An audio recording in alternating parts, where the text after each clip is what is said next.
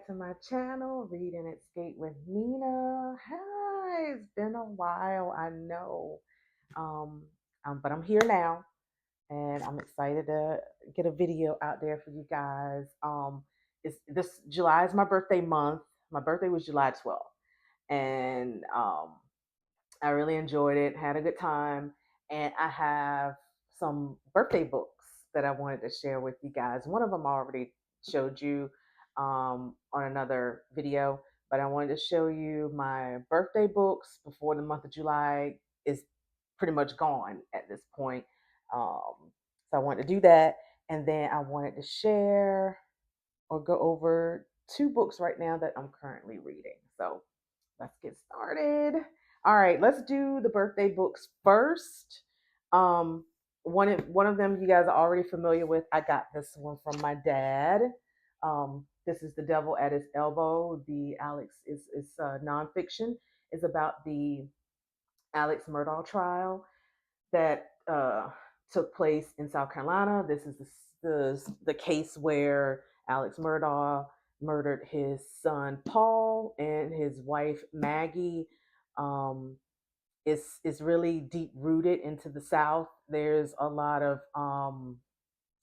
other legalities around the situation with him. He was a lawyer.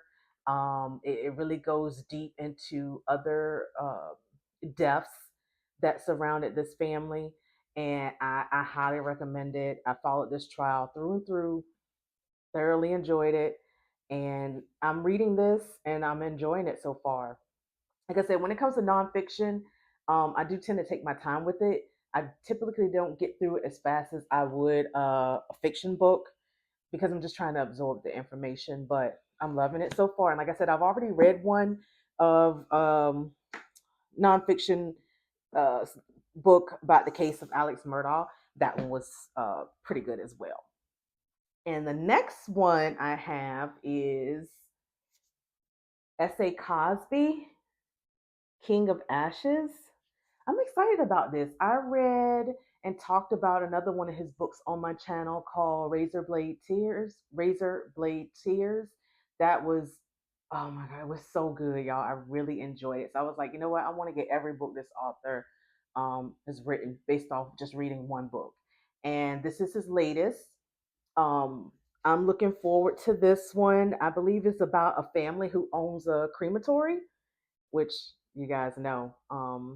In a previous life, I wanted to be a mortician and an embalmer. So when I hear stuff like that, I gravitate to it because it was genuinely an interest of mine.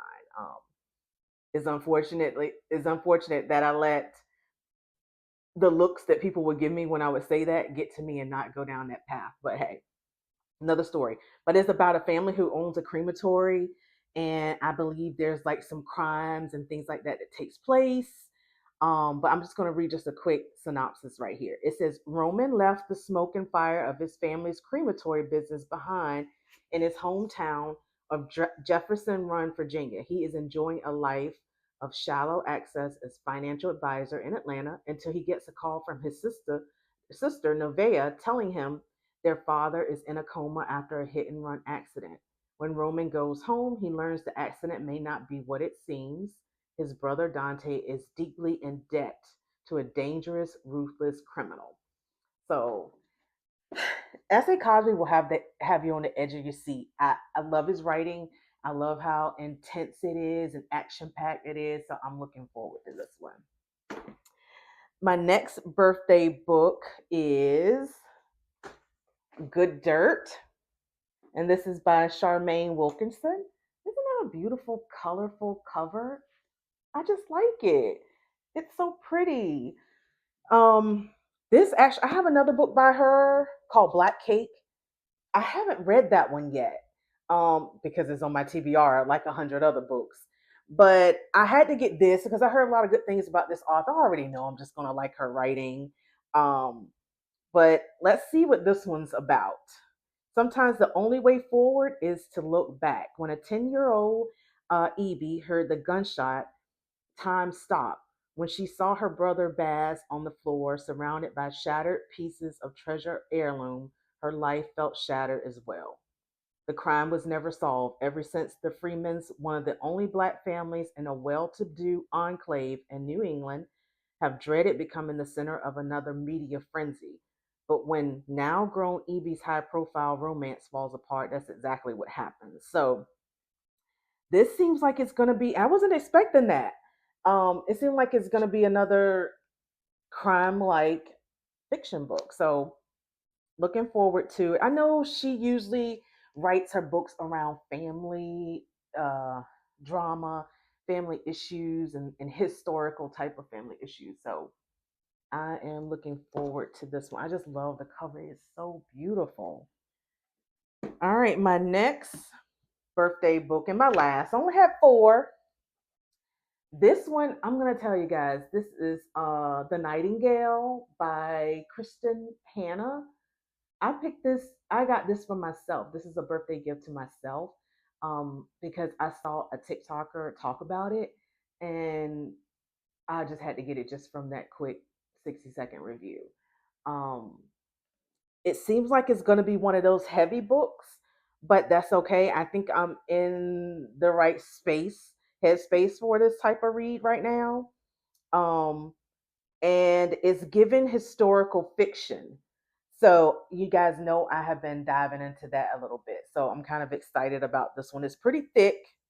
So I don't know when I'm going to get to it, but just a quick synopsis on the back. It says, with courage, grace, and powerful insight, best-selling author Christian Hanna captures the epic panorama of World War II and illuminates an intimate part of history seldom seen: the Women's War.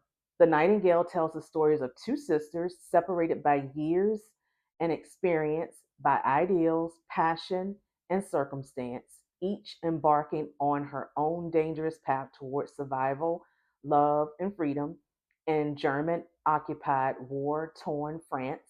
A heartbreakingly beautiful novel that celebrates the resilience of the human spirit and the durability of women. It is a novel for everyone, a novel for a lifetime. Just reading the back of that, it captured me right away. I'm looking forward to this. I can't wait to do a review for you guys on this. All right, let's go to the books that I'm currently reading. All right, the books that I'm currently reading are, gosh, I read so much. I'm reading Snow. I just want to make sure I have everything. And I'm looking over here at the computer because I want to make sure I have some stuff up here that I don't want to miss. Okay. So right now I am reading, and I'm going to put this one on the screen because I'm reading the ebook for this one on my Kindle, and it's called Bone Deep by Rachel Chadwick. Guys, it's a psychological dark romance, and let me tell you, I'm enjoying every bit of it. First of all, this is another one that captured me because one of the main characters in this book, the female main character in this book, is actually a mortician. So what's interesting about it is it dives into her professional life, and they actually insert um, real life processes that morticians or embalmers go through when they're prepping a body for um, a funeral. And I found that quite intriguing. So that's mixed in with, and then there's already a dark romance. It's suspenseful. Um, I'm just trying to figure out what's going to happen and where it's going. I don't want to give away too much because I really think you guys will enjoy this read. Um, let's see. I'm just going to read a quick synopsis from it on Goodreads. Goodreads, it has a 4.05 rating. That is pretty good. So it said, I never meant to build a life among the dead, but it was the one thing that made sense. The work was quiet, methodical. It gave me space to breathe, to keep things simple. Then Patrick Dalton walked through the door. Warm, charming, gentle, devastatingly perfect. He made my chest ache even when I tried to keep him at arm's length, and he made me want more. And for a while, I let myself believe I could have that. But life has a way of shifting itself, and the things we think we've buried don't always stay gone. I'm loving this, y'all. I'm halfway through it. Um, just wondering what's going to happen. But like I said, the one thing that I really enjoy reading about is when she's like in the office. Well, what would you call it? Office or lab or what is it? But she's in there and she's preparing a body, and I like how she's very respectful of. I hate that they don't have her name here. I can't think of her name. You guys know I'm horrible with names in books. I don't know why. But I love how respectful she is of the decedent when she's preparing them. She talks to them with respect and as if they're still a living human. I love her attention to detail when she's making any type of corrections, if there was like a traumatic death or something like that. I just found that very pleasing and calming to read for some reason. You know, I don't know. Maybe it's my dark side. But yeah, so that's called Bone Deep. And I'm reading that now and enjoying it. The next one that I'm reading is Snow by Ronald Malfi. I'm enjoying this one too. This is a little bit different. I feel like I introduced you guys to this when I first bought it. Um, but this one again, I am halfway through this one. This one is pretty short, and I will be doing a review on this once I finish it.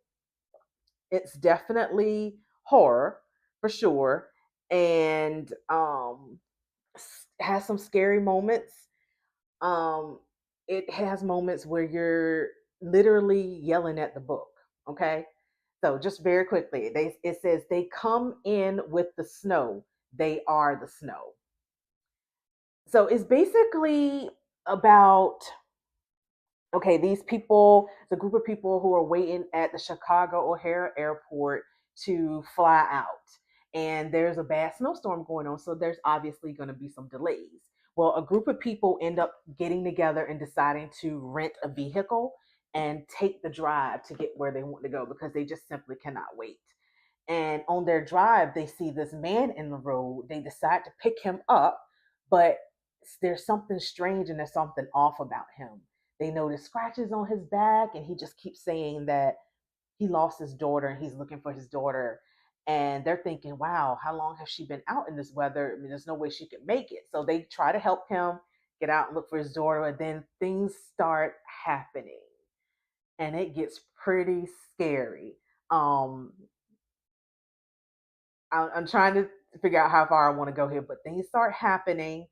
And he all of a sudden gets out the car. He runs because he sees his daughter. And then one of the main characters, Todd, I remember this name. See, one of the main characters, Todd, is like, hey, where you going? Be careful. And then he ends up running behind him. And he sees the man with his daughter, but their backs are turned to him. But the man is talking to him. So he's talking, but all Todd can see is the back of his head. And he's like, come with us, Todd. It's so much warmer over here. And I would just leave it at that. It is good because when they turn around and Todd sees what he sees, it goes from there. It jumps into it right away. Very atmospheric. I'm just like, you know what? We're in the middle of summer now. It's really hot, and I'm reading Snow, and it's definitely got me feeling like I'm somewhere out in the woods in the snow. Thoroughly enjoying it.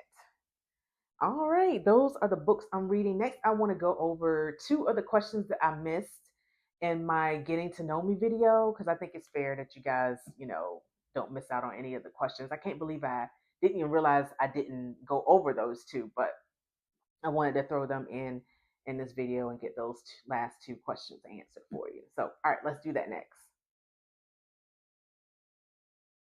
Back, y'all. So, be honest with you, I had to find the questions. I was like, wait, it's been a while since I looked at those. Let me make sure I have them and I pulled them up on my laptop. So, two questions that were on my list to answer that I somehow skipped over. The first one is how do you handle reading slumps or burnout as a content creator? Um, how I handle reading slumps. Well, first of all, I try not to get into a reading slump. Um, Normally I can feel when that's coming on. I love to read so much that sometimes if I'm reading a book that's not capturing my attention, I'll try to push myself to read it, thinking that hopefully I will eventually get into it. And that makes me not want to pick the book up. Then it makes me not like reading and all of that. So I try to avoid it once I start getting that feeling. So I immediately DNF. I don't have any issues DNFing. I never see it as a waste because I believe in donating. I love to donate my books because I like passing on something that can maybe give somebody else some happiness and joy that they might enjoy reading. Um, so it's never a waste to me. Yeah, some of these you spend quite a bit of money on, and some you don't. Some you go and get for $1 or $2 at thrift store. But it's never a waste if you're giving somebody the gift of reading. So I will DNF and take it straight to a library or a thrift store and donate it to prevent a reading slump. When I do get in a reading slump, then I typically go by what mood I'm in. So if I'm in a slump and I don't know what to read, I think about what kind of mood am I in.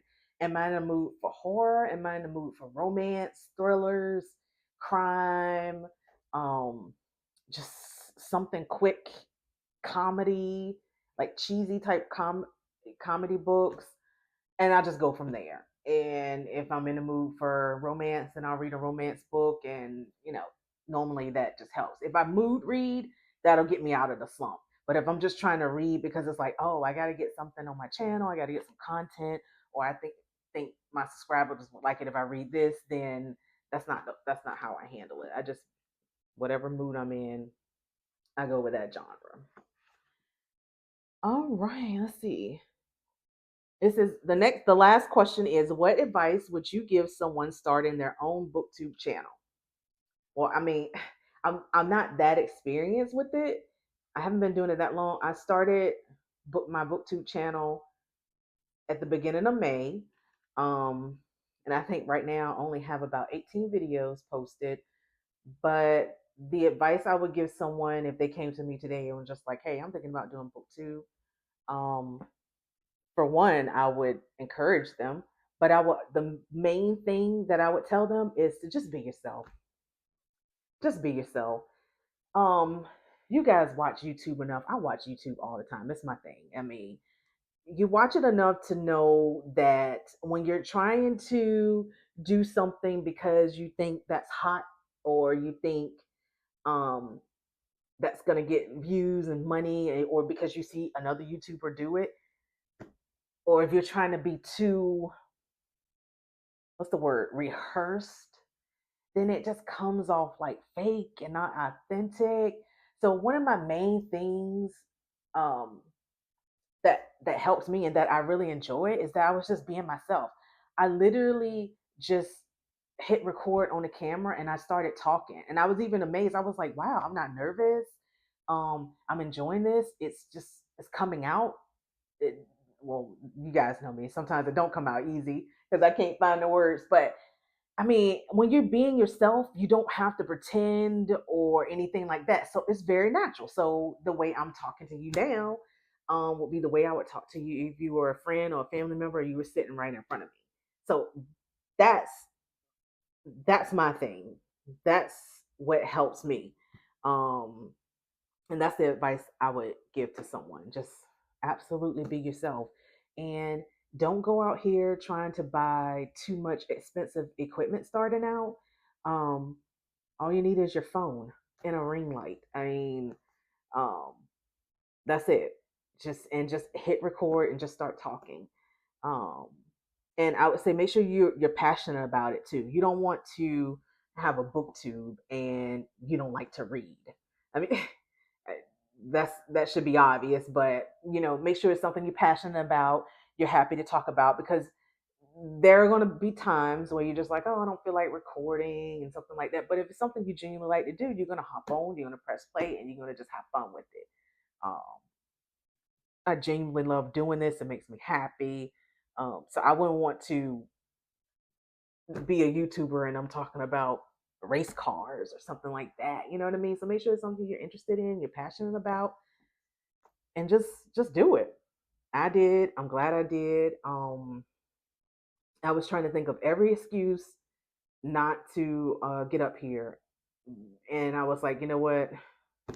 I was like, well, maybe I should lose some weight first. Well, I got acne. Well, I look like this, and it's just crazy to bring yourself down, um, and keep yourself from doing something that genuinely makes you happy because of some imperfections. We all have them. So I was like, you know what? I'm not going to keep denying myself. I've been talking about this for a while, and I've been excited about it. I've been talking my kids to death about the books I'm reading. I might as well talk y'all to death about it. And I just got on and did it, you know. And I feel like when you be yourself, you're more confident and you're comfortable in your skin, and then your viewers can see it too.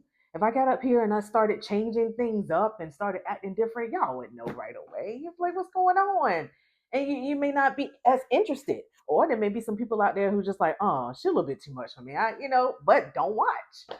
Um, it's as simple as that. But I love it. I'm enjoying it. And honestly, that's what matters. These are my personal, what would you call these? Like video diaries, so to speak. You just never know. You can look back on these later. So yeah, I'm enjoying it. That would be my advice.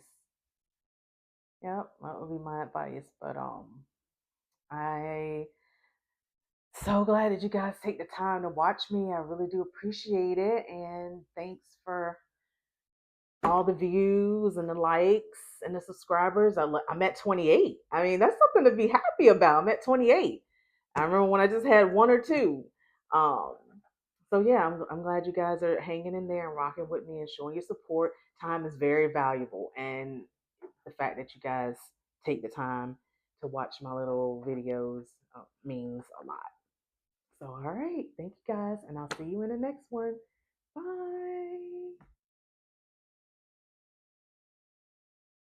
If y'all wanna, I'm just coming back on here.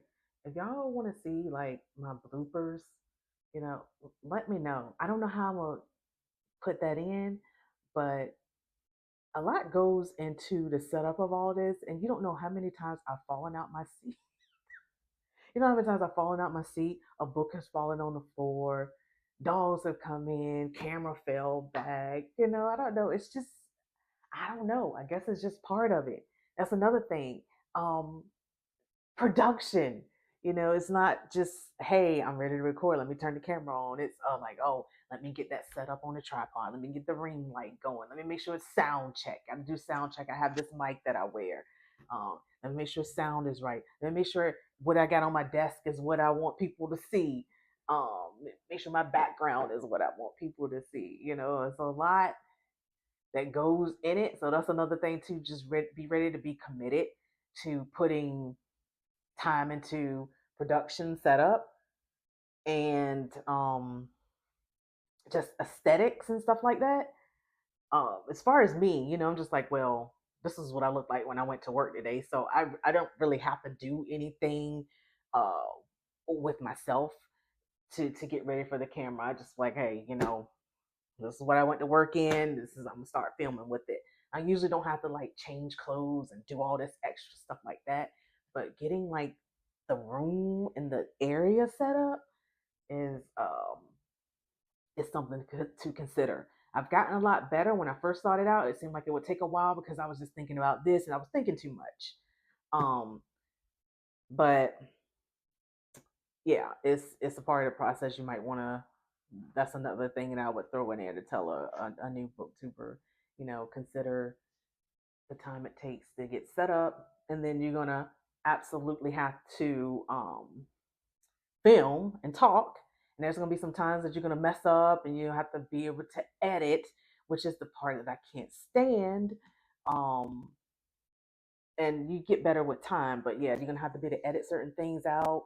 I be honest with you, I can't wait till I get to the point where YouTube allows me to start doing lives.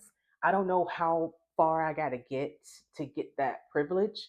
I don't know if it's uploading a certain amount of videos or getting a certain amount of subscribers. Because once I can start going live, guys, I'm just gonna go live and whatever what you see is what you get, and I don't have to worry about editing, and we can kind of engage with each other, and I think that'll be fun. So I'm kind of looking forward to that. But yeah, I just wanted to get back on and say that. So all right, this time I'm going for real, guys. All right.